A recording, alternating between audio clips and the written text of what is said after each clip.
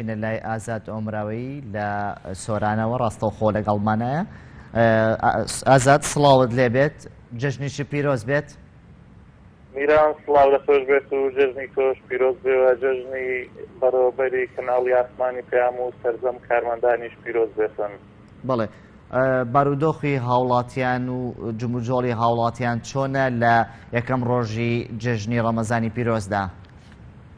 بەڵێ میران دیارە هاوڵاتیان لەگەڵ هاتنی بەرەبەیان ڕوویان کردا بکەوتەکان بۆ بەجێگەیاندنی سونەتی نوێژی جژن و دوای تەوابوونی نوێژی جژنیش تەوقە و دەستەملانە یەکتریان کرد و گردن ئازادیان لە یەکتر کرد. دیارە لە سۆران هاوڵاتیان هەر وەکو ساڵانی ڕابردوو بە گەرموگوڕی سەردانی یەکتر دەکەن و جژنە پیرۆزە ئاراستەی یەکتر دەکەن. بەڵێ ئەم قەیرانی دارایی و سیاسیە کاریگەری هەبووە لەسەر هاوڵاتیان لە سۆران لە یەکەم ڕۆژی جەژندا یاخود پێش جەژن؟ وەڵە بێگومان دیارە و قەیرانە داراییە هەروە کاریگەری بۆ شوێنەکانی تر هەبوو، بۆ قەزای سۆرانیش کاریگەری لەسەر هاوڵاتیان هەبوو، بەڵام ئەم قەیرانە بە شێوەیەکی گشتی وای نەکردوەوە هاوڵاتیان لەسەر جەژن سار بوونەوە سەردان یەکتر نەکەن. ئازاد بەڕێوەبەرایەتی هاتوچۆ و دەستگا ئەمنیەکان و فەرمانگە تەندروستیەکان، فەرمانگە خزمەتگوزارەکان بە شێوەیەکی گشتی چۆن خۆیان ئامادە کردووە بۆ جژنی ڕەمەزان؟ بەڵێ دیارە دەستگا ئەمنیەکان و بەرگری شارستانی و هاتوچۆ بەر لە جەژن ئەوان پلانی خۆیان بۆ ڕۆژانی جەژن ڕاگەیاندووە و بەپێی ئەو پلانێکەوە ڕاگەیاندووە ئەوان لە ئامادە باشیدان. بەڵێ ئازاد ئەگەر هەواڵی ئەوەمان بێتێ لە سنوورەکانی هەرێمی کوردستان لەگەڵ هاو سنوورەکانی لە سیدەکان و لە حاجی ئۆمران هیچ هەواڵێکی نوێ هەیە؟ هیچ بارودۆخی ئەو گوندانە چۆنە لەم کاتەدا؟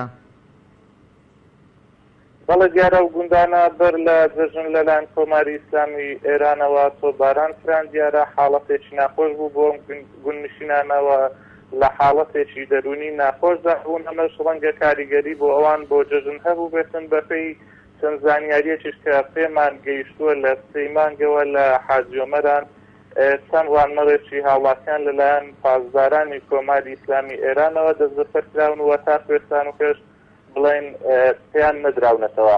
و دەمەوێتن ئەوەش باز بکەم کەوا بەپێی ئەو لێدوانەی ئێمە لە گەشت و گوزاری سۆران وەرمان گرتووە لە هەزای سۆران بە حکمی ئەوەی کەوا ناوچەیەکی گەشتیاریە و ناوچەی گەشتیاری زۆری هەیە لەم دەبەرە، خەڵکانێکی زۆر لە خواروی عێراق ڕوویان لەم دەبەرە کردووە. بەڕێوەبەری گەشت و گوزاری سۆران پێی ڕاگەیاندین کەوا ئەو ناوچە گەشتیاریەکان ئەو شوێنانەی کەوا بۆ حەوانەوەی گەشتیاران دانراون شوێنەکانیان پڕ بووە لە گەشتیار وە لە ڕۆژانی داهاتووش گەشتیارانێکی زۆر ڕوو لەم سنوورە دەکەن. بەڵێ دەستگاکانی فەرمانگەکانی سۆران لە ئامادە باشیان بۆ پێشوازیکردن لەم گەشتیارانە چ لە هەرێمی کوردستان بێت لە چێ لە ناوچەکانی تری عێراق بێت؟ بەڵێ هەروەک خۆیان ئاماژەیان پێدا بەڕێوەبەری گەشت و گوزاری سۆران گوتی ئێمە لە ئامادەکاری داینەوە لە ئامادە باشیدان پێشوازی لە گەشتیارانی شارەکانی کوردستان و خواروی عێراق دەکەن. ئازاد چ دیمەنێک بینیوە ئەمڕۆ کە دەتەوێت باسی لێوە بکەی لەبارەی هاوڵاتیان لە یەکەم ڕۆژی جەژندا لە ڕووی گەشتیاریەوە لە ڕووی حاڵەتێکی نەخوازرا و ڕووی نەداوە لە سۆراندا؟ سپاس بۆخوا حاڵەتی نەخوازرا و ڕووی نەداوە لە قەزای سۆران، بەڵام ئەوەی من بە بەرچاوی خۆم کەوتەوە ئەوەی لێدوانم لە هاوڵاتیان وەرگرتووە لە کاتی ڕاپۆرت ئامادەکردن. هاوڵاتیان باس لەوە دەکەن کەوا ئازادی زیاتر فەراهم بکرێت لە هەرێمی کوردستان و ئەو ئەندامانەی کۆمەڵی ئیسلامی کەوا بەناحەق ئێستا دەستگیرکراون و لە جەژندا لە سزندان داوای ئازادکردنی ئەم ئەندامانەی کۆمەڵی ئیسلامی دەکەن. بەڵێ زۆر سپاس بۆ ئازاد ئۆمراوی کە لە سۆران و لەگەڵمان بوو، سپاس بۆ ڕوونکردنەوەکانە